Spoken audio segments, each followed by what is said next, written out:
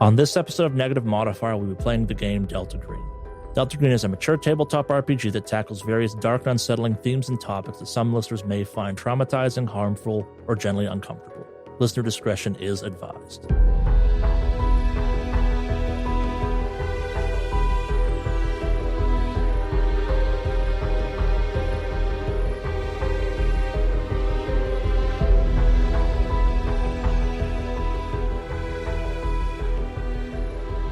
Jumping back over to Agent Sanguine and Deputy Filigree as you've been navigating the party, it's been rough. Despite the fact that Deputy Filigree is probably in his late 20s, you both stick out like a sore thumb. Everyone's a little bit wary of you, but you eventually find a couple willing to talk to you. They are very drunk and probably high, so they're kind of hard to keep on topic, but they kind of have led you to a slightly quieter part of the party to talk. Who are you looking for again? We're looking for Chad. Oh, yeah, the Bergman. Right. This is his party, you know? Yeah, we're aware. We're trying to find him. You know where he's at? Kind of smirks and starts laughing a little bit. The woman kind of chimes in at this point. Oh, he's busy right now. Freak's got him. Who? Oh, I don't know her name. She's been one of the fucking art students. I think I got a class with her. Real head in the clouds type of girl. She punched out some chick earlier. Broke her nose and was laughing about it. Her and another girl took Chad to some one of the dorm rooms further back. That was a while ago, though. I think. I look over at Sanguine and I go, I think we found what we're looking for. Yeah. All right. If they're in one of the dorm rooms over in the back, that means they're on the same floor. I don't think we're going to be able to make this shit happen as easily as I was hoping it would be. Do you know? Wait, did you go to this college by chance? Do you know this college at all real well? That is a question for Charlie. Does Filigree know this college fairly well? I mean, you would know the college well enough as a deputy in a town with a college. It's okay. You've probably crossed paths at some point. Okay. Yeah, I'm not super familiar with the place, but I know it enough, being involved in law enforcement.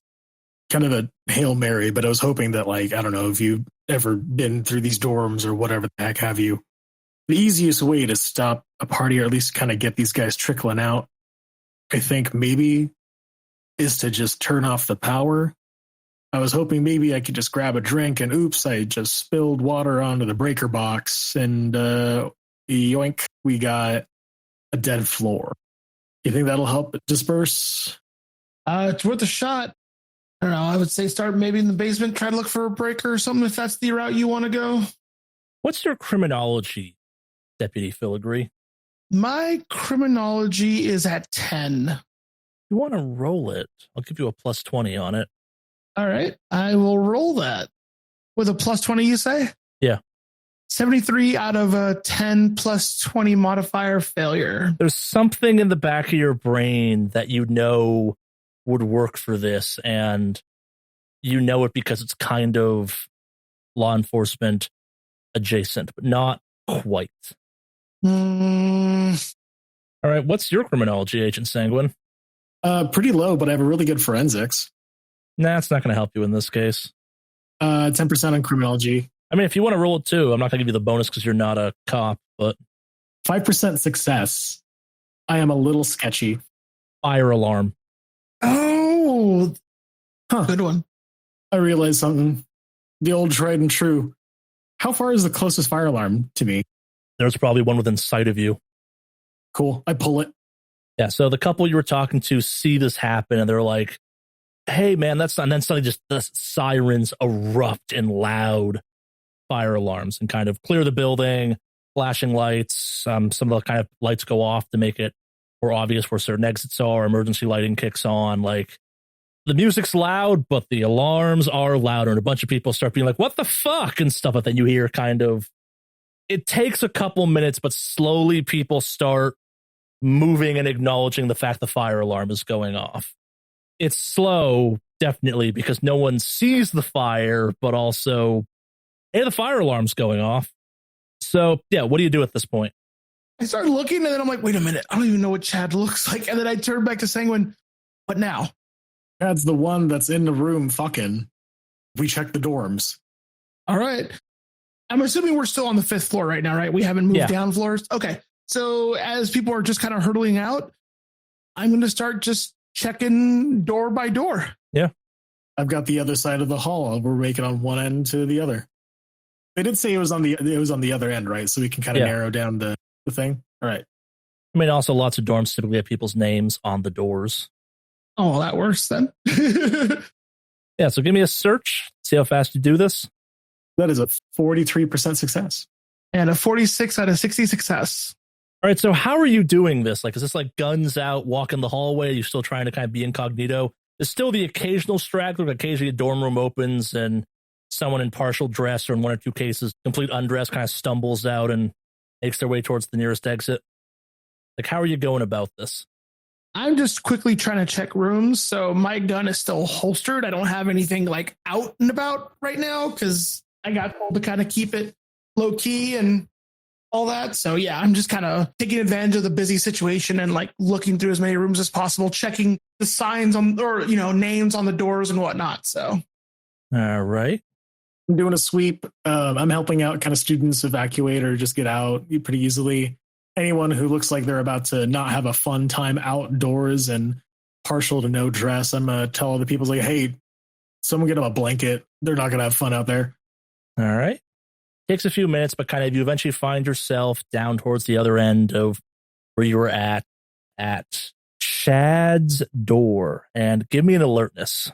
That is a 39% failure on my end. 24 out of 40 success. I mean, it makes sense. You couldn't hear anything, Sanguine. There are a lot of sounds going on.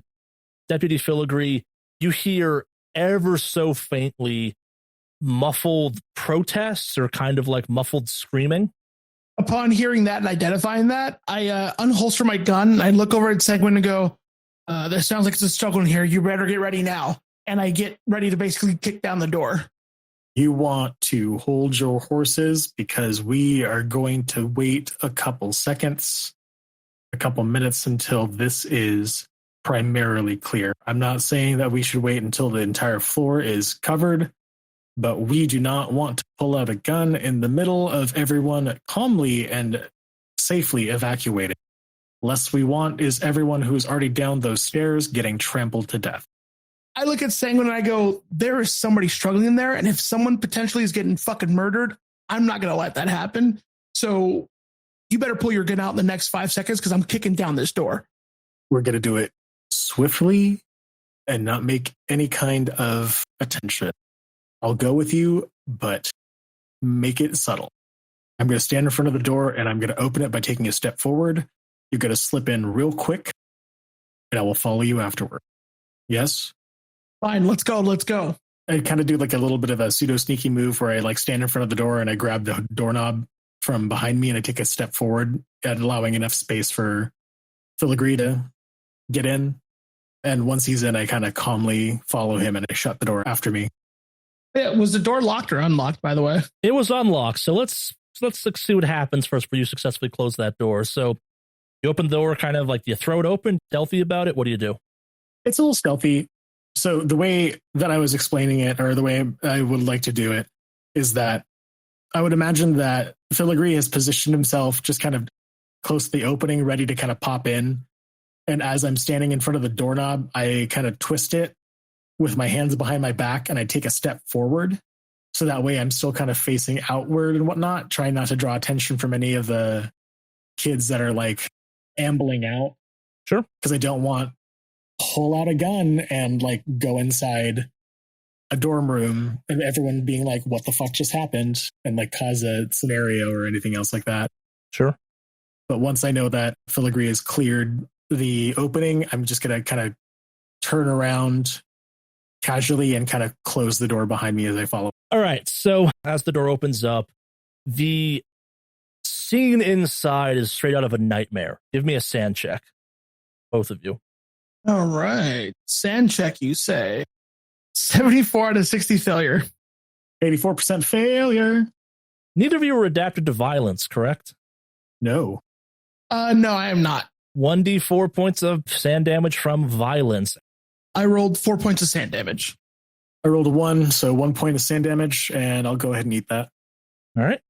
As the door opens, it reveals a truly upsetting and troubling scene. In the right corner of the room opposite the door, you see a young man, maybe 22 tops, with what looks to be some type of like a ward of some kind, stabbed 2/3 of the way into his chest. He is coughed up blood. He's just bloody and battered.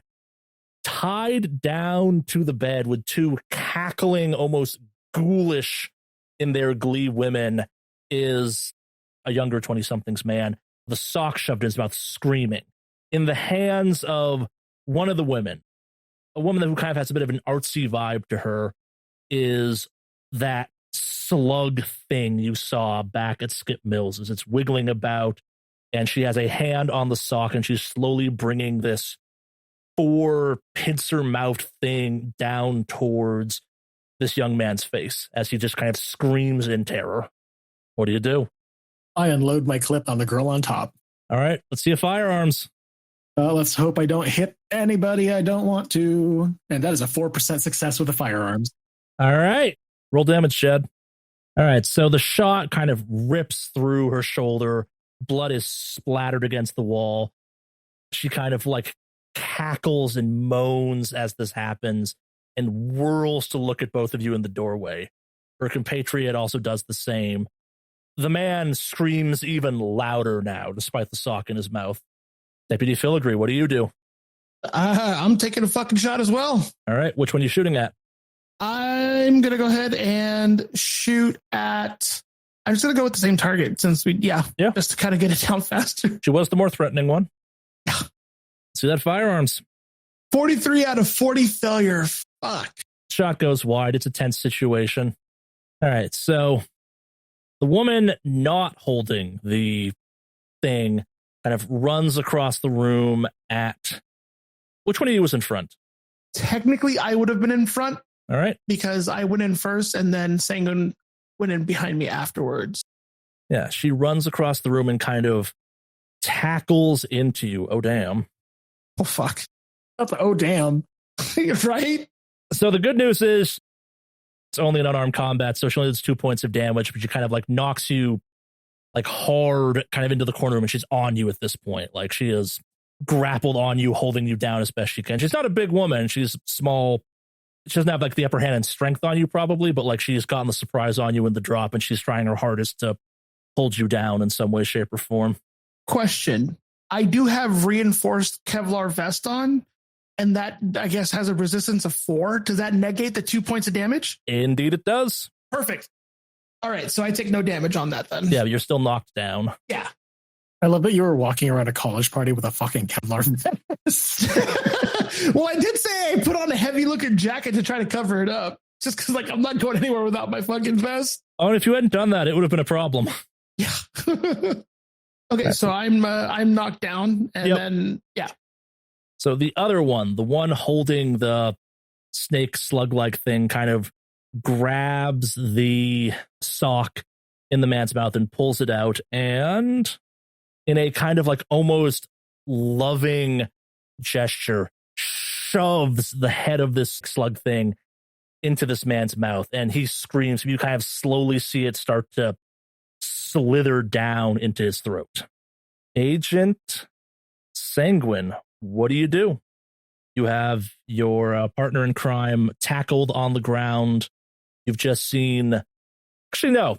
Both of you give me a sand check for a natural now that you've kind of seen whatever the hell just happened. You really, really want me to go past this other breaking point, don't you? God damn it. Question. Since I got knocked down, did I technically see this happen? I'll give you a +10 to your sand check. You raise a fair enough point. Okay, thank you. +10? Okay. Hey! I rolled a 1 critical out of 56 +10 sand check. I do not get how that works, but that means for our home rules, you recover 1 point of sand damage because... Okay, actually, no. This makes sense. This is some invasion of the body snatchers bullshit. Like, Of course there's fucking G-men running around, breaking in doors, murdering people covertly. This is some alien facehugger bullshit. This suddenly all makes a little bit of sense for you. It's horrible. But like, okay, yeah. That's what's going on. Aliens are real. Maybe ghosts are too. Oh, I kind of get what's going on. I'll take it. It. And I recover 1 point of sand, you said? Yep. Excellent. Yeah, 82 out of 50% sand check. So, all right, 1d4. So I got a 1 on that 1d4. I will channel it. Actually, no, because after getting adapted to helplessness, I ate so much bullshit with my willpower. I'm not about to fucking eat any kind of willpower at the moment. I'm just going to go ahead and lose just that 1 point. All right. But I am teetering. I'm teetering on my breaking point. Question. How distracted is she in kind of shoving this snake or whatever the heck into this boy's mouth? Like, can I walk up to her and just kind of confirm a shot by being like right above her or holding the gun over her head? You're at range. You have a +20 now that you're not kind of busting into a room if you want to take a shot at her. Yeah, I'm going to go ahead and take another shot at her. All right. Yep. 59 modified out of 20. All right. Shot goes wide. Deputy Filigree, what are you doing at this point? This woman's trying to like hold you down. She's like, maybe was trying to claw at your face or something. When I was knocked down, did I lose my gun or I still have my gun on me? You still have it. Okay. I'd like to basically fire at point blank range. All right. Let's see if you can do that. I know I'm knocked down, but do I get a bonus for it being point blank range? No, because of the knockdown. Okay, fair. 75 out of 40 failure. All right. So, yeah, you can't quite kind of get your hand into the right position, which is really unfortunate because she just then kind of like leans real close down to you, and from her mouth rockets this snake-like thing that just rams into kind of your face, like right above one of your eyes. Oh. And you feel the impact for 2 points of damage, ignoring your body armor because she was getting around it. And it's kind of like it rips back, tearing some of the skin off of it. Give me a sand check. All right. 69 out of 57 failure. Just 1 point of sand damage off that. It's kind of the heat of the moment. It's hard to focus. Okay. Now for the other one, who's now freed up to do something. She is going to kind of charge across the room at Agent Sanguine for... rams you against it without doing any damage. She doesn't hit you hard enough, but she kind of like, as she gets close, she goes, "Our God is pleased. All he ever asked was for us to go forth and multiply, and that's all we've ever done." Agent Sanguine, you're up. She's like right there. Yeah. I am not equipped for this situation. And you're going to try and point blank shoot her. Yeah, I think I'm going to try for a point blank shot. I'm going to try to maneuver my gun just to where she's at. And I respond, "Sorry, hon, separation to church and state. You know how it is with public schools." And I fire. All right. Let's see that firearms. That is a 58% modified failure out of 20%. All right. So it's an additional 20%, correct? Yep. For point blanks? Yep. Yeah. So again, like you're struggling. She is kind of on you, kind of pressing you against the wall. It makes a certain amount of sense. Deputy Filigree, you've just been attacked by some type of mouth tentacle thing. You're bleeding from one of your eyes. This woman is kind of cackling some around the mouth tentacle. Okay. So her head moved closer to mine now, correct? Because of this? Can I try to aim at her head and take a shot now that like I can, her head is so close to mine that I can basically take a better, well, I guess aim better because I know it's there kind of thing? Yeah. I'll give you the +20 this time is what you're asking for. Yes. Yeah. Okay. Do you want to do a called shot, which is trying to headshot her specifically? Yeah. I want to try to headshot her. All right. So that will negate the bonus you'd have from the point blank, but I'll still give it to you. You're like, you're right up on her. This is basically a melee attack at that point. Okay. So do I just leave it at +20? Yeah. Okay. 36 out of a modified 40 +20 success. All right, so how do you do this? As I'm kind of just like moving around back and forth, I'm able to like slip my arms from like under and put them basically between my chest and hers. And I put the gun up right under her chin, essentially, and I pull the trigger. That's an excellent choice for reasons that will make sense in a minute. But yeah, so back of her head just explodes as her friend just starts to kind of like cackle at this. The violence is just all they're into right now. Like, she should probably feel bad her friend is dead. She probably screams something like sacrifice or something like that. But yeah. So she is on Agent Sanguine and she's in kind of close proximity to him. So and she is going to, she kind of makes her try like move her face at your mouth, but doesn't quite manage to connect it. Agent Sanguine, what do you do? Well, I realize now that obviously I am just useless with firearms. This is not my tool. I am a doctor. A doctor is good with his hands, also good with his head. I'm going to headbutt her if she's still close enough, because my unarmed combat is much stronger than my firearms. Is there a point blank headbutt, or is this still just a headbutt? There is not, unfortunately. Okay. 5% success on the headbutt. All right. And unarmed was 1d4 minus 1. I just headbutt her. It does nothing. You hear the impact happen, and she just kind of moans a little bit at it. Like she enjoyed that in some weird, fucked up way. If you feel agree, what do you do? When she got headbutted, did she get knocked back enough, or she's not basically really. still not really? She's in an ecstasy state right now. She is not responding to outside stimuli correctly. Okay. What was it? Such a good headbutt that she's distracted? I mean, we'll see. Okay. So I'm assuming I still have the body of whatever I just blew off. Yeah. On me. So I'm going to try to get out from under the body that I just beheaded with a gunshot. And I'm guessing that this other thing is right on top of Sanguine, or are they like struggling standing? I'm trying to just remember picturing this. They're struggling standing. I guess like if you're trying to get up to your feet, that will chew up your entire turn. Okay, well, I definitely want to try to get up because I don't think taking a shot while they're struggling is going to be a good idea because I don't want to accidentally hit Sanguine. I mean, like she's not fighting you. Like she's dead. Like she's just kind of wait. And also, just heads up, I was ready to get shot at by my coworker. So like, I'm okay with that. Okay, so if I call out a shot, that eats up a turn, from what I recall, correct? Like if I want to try to like aim for her. No, it just makes the shot harder. Like this will negate the 20% bonus. Gotcha. Okay.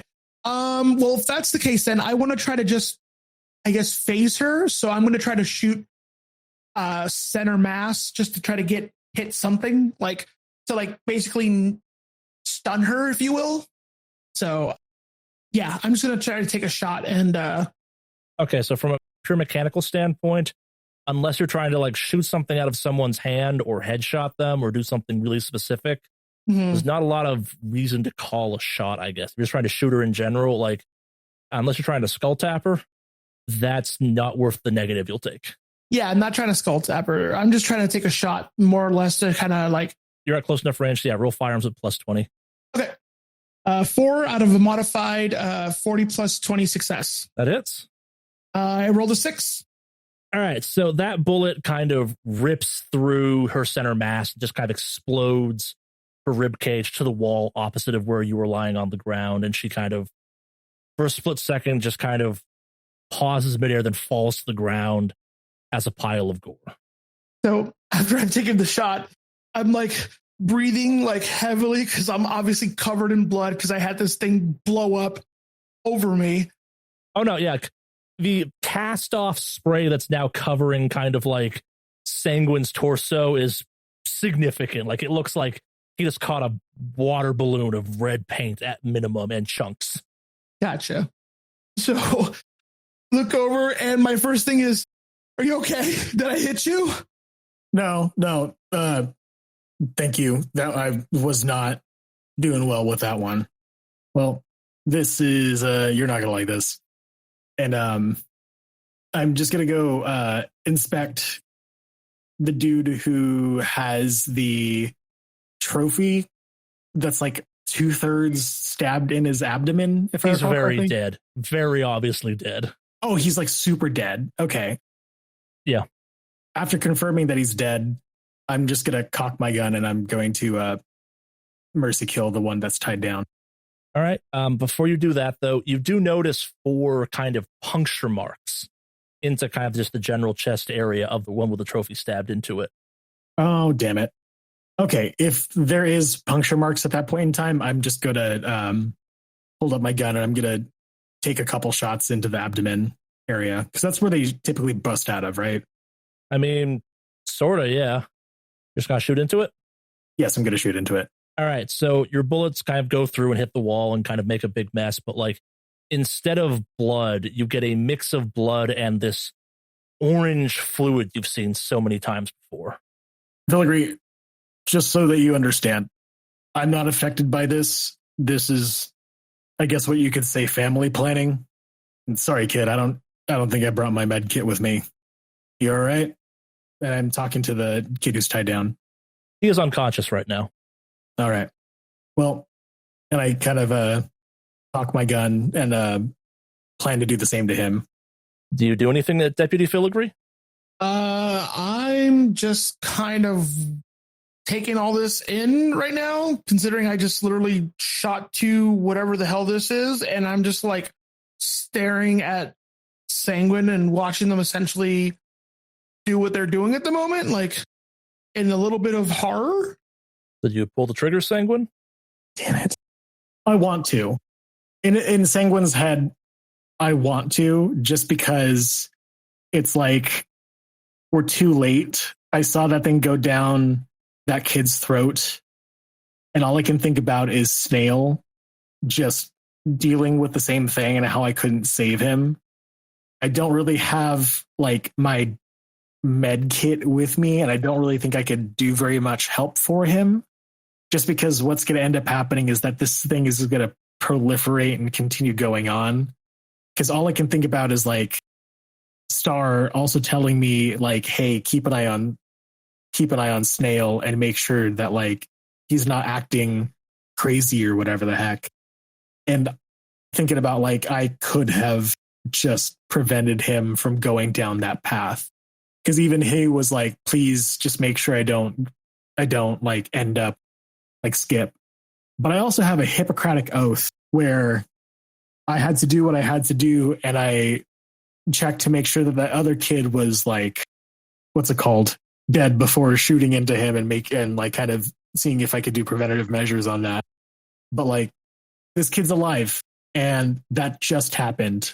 I have a duty to save him, and I'm just kind of hand on the trigger trying to pull, I think. But I mean, we could take a page from Dylan's book and roll a POW to see if you can kind of muster up the energy to do it.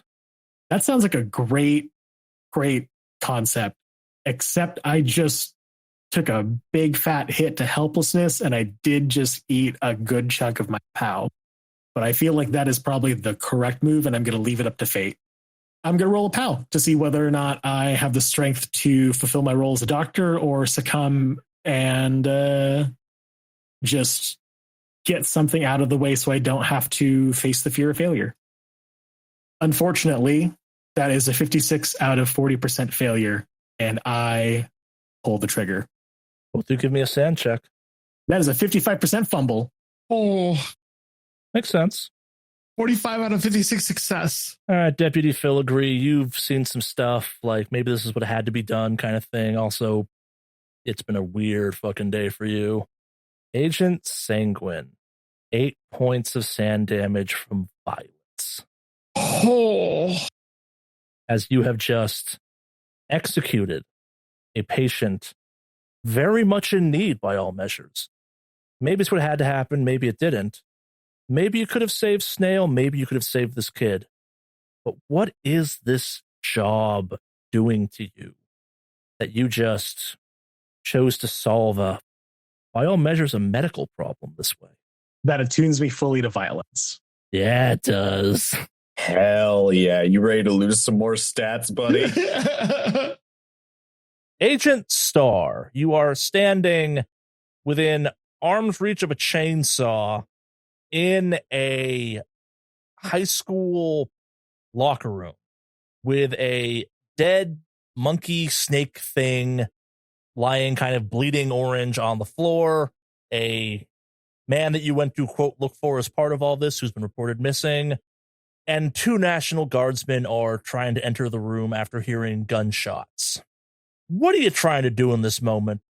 They've gotten the door open. They can kind of see this scene that you find yourself in. What's the play here? So it's 2 National Guardsmen.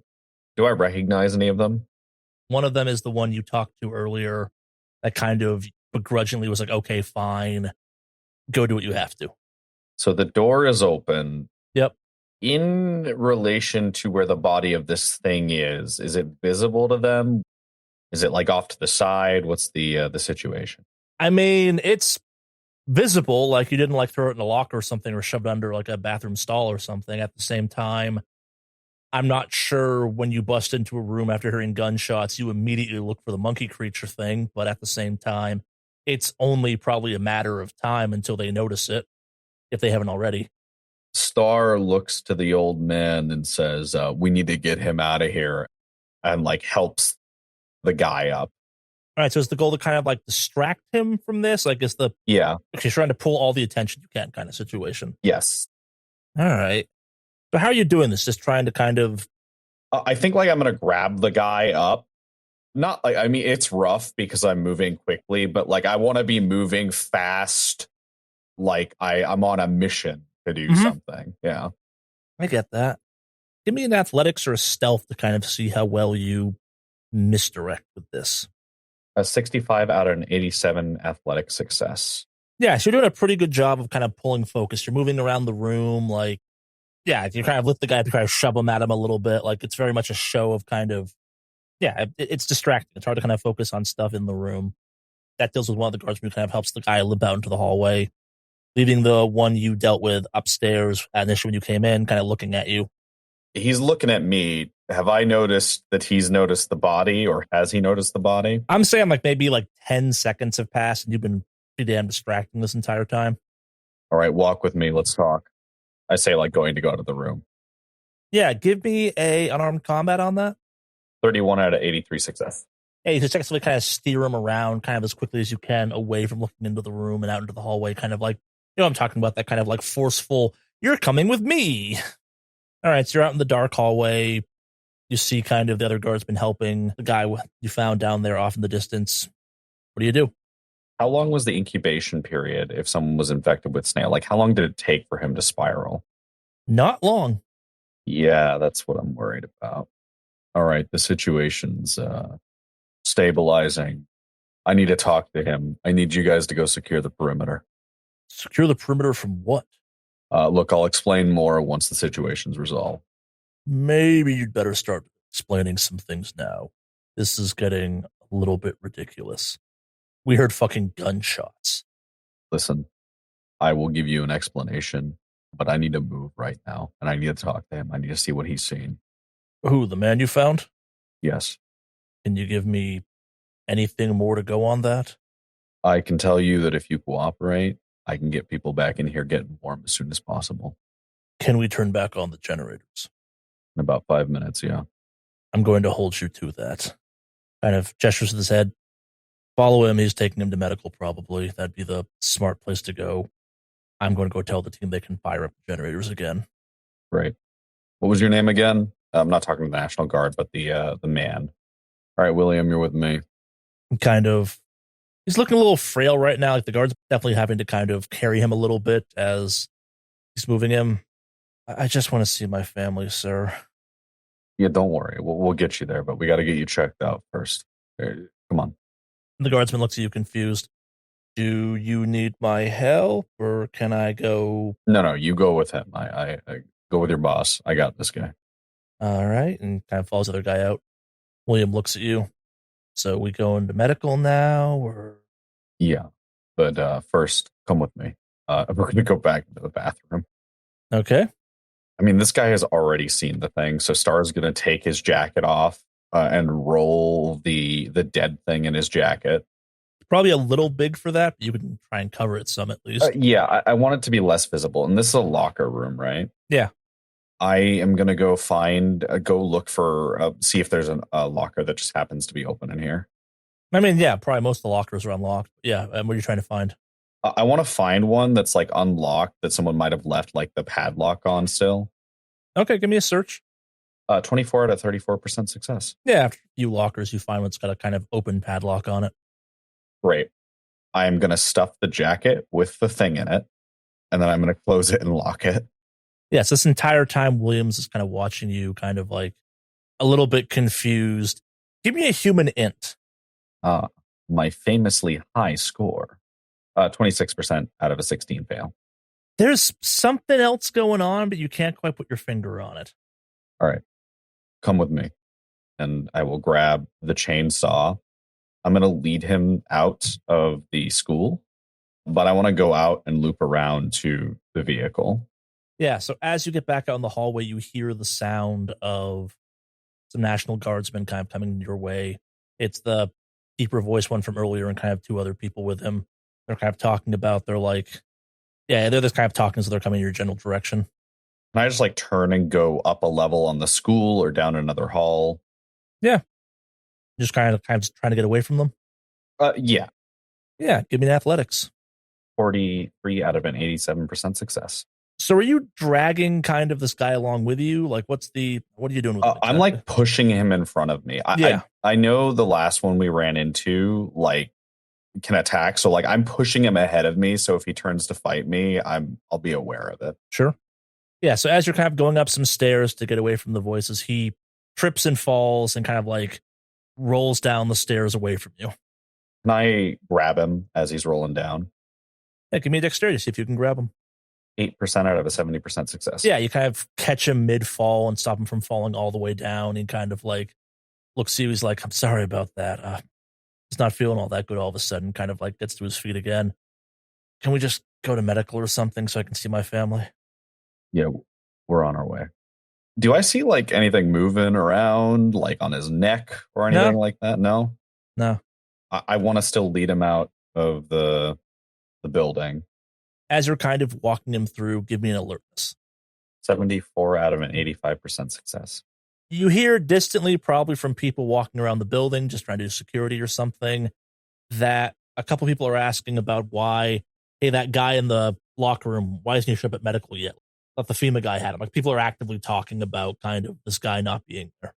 Great. I mean, we'll keep moving. I'm going to walk around, like, when we can, if we're walking past people, like we're meant to be where we are. All right, so you kind of pass a couple stragglers, normal civilians, but at the exit you were headed towards, you see two National Guardsmen kind of, and they definitely seem to be searching the crowd headed towards them. There's like a crowd coming in? Not much, like we'll call it like 5-6 people tops type of thing. Like, it's the remnants of who's left in the building. Can I head to like the cafeteria and go out one of the like loading areas that they'd have for like bringing in food and whatnot? Yeah, give me an athletics to kind of see how well you can, how aggressive are you being about this? Like, is it kind of like fast walking or is it we gotta move. Yeah. See the athletics. 47 out of 87% success. Yeah, so you're definitely kind of pushing this guy around, and I think people are starting to notice a little bit, like this is not normal, like no one's making a fuss about it, but like you're moving enough that you're kind of like, it seems strange to the average passerby at this point. But it can be a navigate to see if you can kind of find your way to the cafeteria. 84% out of a 54% fail. You're not used to the school. It's kind of strange. And you accidentally kind of round a corner, and there are one National Guardsman kind of with a flashlight and a walkie-talkie who sees you and goes, hang on, I think I found him. Hey, I need a vehicle. We got to take him back to base. He's worse than I thought. The Guardsman kind of slowly starts to approach you. I mean, like, we got medical set up here. We can just take him there for that. Like, nothing we can do, quote, back at base we can't do here. Like, I think more of the teams, honestly, here at this point than there. Listen, you need to stay back. No, but I'm already exposed. You don't want to get exposed. The guy looks at you kind of confused. Exposed to what? What he's got. Looks at you a tad confused. Is he sick or something? Yeah. I mean, look at him. I kind of like show the guy. I mean, he doesn't look good, right? I mean, he looks fine enough. Like maybe just kind of tired and a little bit kind of out of it. He's sick, so I'm taking him back to base. All right, so the guard is about 20 feet from you at this point. He's been kind of slowly approaching you this entire time. And he's like, I mean, like they're looking for you. Like they thought you got lost or something. Again, like, yeah, this guy's wife's asking about him. Let's take him to medical. It'll be fine. Not your call to make. All right, so you kind of see him go to the walkie-talkie and press the button on. He goes, yeah, something weird's happening here. He's kind of not wanting to bring him to medical, I guess, or something. Says he's got something. Do we have... I just start walking past him. All right. Yeah, so kind of as the distance as you pass, you kind of hear him talking to the walkie-talkie. He's like, says the guy is sick or something. Do we have like a contagion protocol or the gear for that in place here? Like, he's taking you seriously, but like also kind of just confused as to what you just said. And like, they're here for the bad storm stuff, not for kind of some disease outbreak. Yeah. All right, give me one last navigate. 53 out of 54% success. Yeah, you eventually make your way to the cafeteria. You've definitely heard a couple more walkie-talkies talking about you, though, as you've been kind of making your way past. No one else tried to stop you, though. Great. I'd like to get out and get back to the Jeep and drive away. All right. So the Jeep is by the main entrance. This is not the main entrance. This is probably the exact opposite end of the building. I actually thought about that. I figure with them turning on the generators and everything and looking for me, that the main entrance might not be as heavily guarded. So that's why I want to... Possibly. Yeah, I want to head over there. Yeah, not a bad idea. So you're going to go out to the loading dock? Yeah. I'm assuming you're kind of still moving deliberately, but not like erratically? Yes. Yeah. You managed to lead this guy out. He's kind of increasingly baffled. He does not like being out in the cold, partially because it's just cold, but also like, yeah, he kind of seems a little bit more off-put by it than maybe some people might be, but also it's cold. Like, it's legitimately cold, so who knows? And give me a luck as you kind of start leading him around the building. 32% success. Yeah, as you kind of come around, you have to wait for a couple seconds, but you see kind of the last of the National Guardsmen either go inside or go towards the generators. The loud banging sound, you hear the generators kick back on, and slowly but surely the people that have been kind of funneled out into the parking lot start making their way back into the school. Great. I am going to open the back door for him to get into the back of the Jeep. All right. I'm assuming you wait to let the crowd kind of dissipate some and make sure you're in the clear. Yeah. Yeah. So a couple minutes pass. Eventually everyone's back inside because that's where the warmth is. And yeah, he's going to have to get everyone into the Jeep. How is he looking? I guess like no better, no worse. He's still kind of looking a little bit out of it, but not too out of it, I guess. Like maybe a little bit glassy eyed, but also that could just be exhaustion. You're not a doctor. Okay. If he's out of it, then since he's in the back seat, what's in this Jeep? I remember it was a work woman's Jeep. So does she got like any like bungee cords or anything in here? No, this is just like a Jeep. It's a normal kind of car for daily commuting. Any jumper cables in the back? Jumper cables, yeah. Great.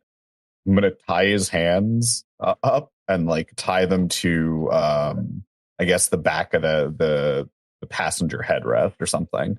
All right. Something so that he'd have a hard time lunging at me while driving. And then I will go ahead and drive. Give me a survival to see how effective your knots are. 96 out of 56% failure. Maybe they come loose. Maybe they don't. But I guess where are you going with your driving at this point? I just want to get him far enough away from here. And then, I mean, how far was the last house we were at? Different part of town. It's closer to the college, I guess. Like, it's not a huge town, but at the same time, like, it's not like 5 minutes away type of situation. I want to find a derelict house to get into then. That is probably pretty easy to do. Yeah. Yeah. A derelict or an abandoned house? Abandoned. Yeah, that's probably very easy to do. All right. So, yeah, probably just looking for a place without lights on or without indications of power is a pretty good way to figure out who is and is not home. I'm going to park the Jeep in a different driveway and then walk over with the guy. Sure. And I back the Jeep in. All right. Yeah. We're kind of navigating him some. Give me a luck to see if the door's unlocked. 16% success. Yeah. Maybe it got left unlocked. Maybe it was never locked. Who knows? Type of situation. But yeah, you find yourself in a cold, powerless house. Great. I am going to go ahead and drag him over to something solid and make sure he's tied to it.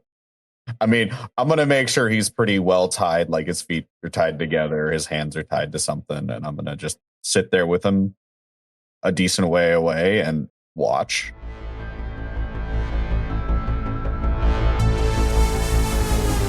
On behalf of all of us at Negative Modifier, thank you for listening, and we do hope you enjoyed this episode. If you are not already a subscriber, please consider becoming one, partially so you do not miss our next episode, but mostly because it helps new listeners find us. In addition to that, if you liked the episode, please consider clicking the thumbs up button below. If you'd like to further support the show, please consider joining us on Discord or becoming a Patreon patron.